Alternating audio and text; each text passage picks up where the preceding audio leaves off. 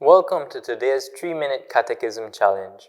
Refresh the knowledge of your Catholic faith with only a short commitment every day. With these short videos, beautifully animated in a hand-drawn style, learning about the faith has never been so engaging.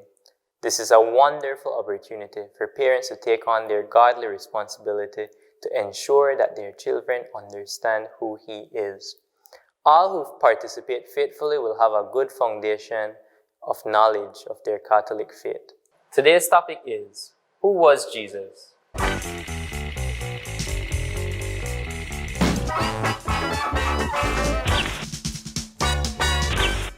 Who was Jesus?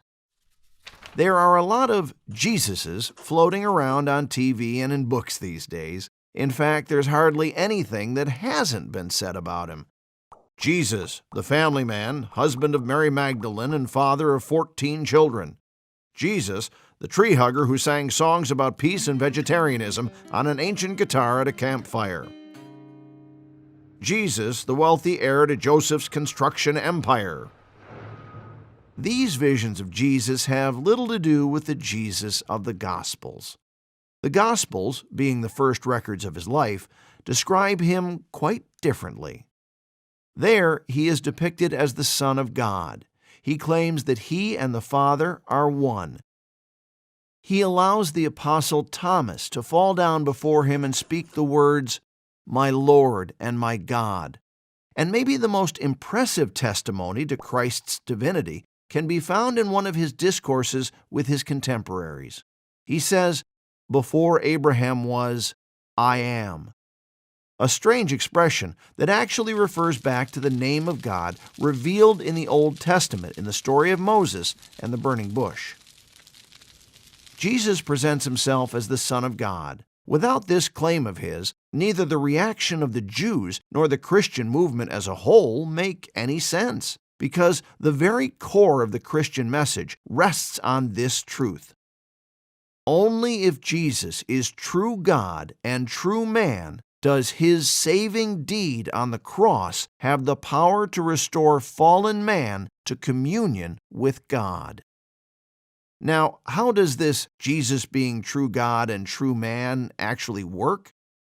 Well, in the Blessed Trinity, the Son is the perfect image of the Father.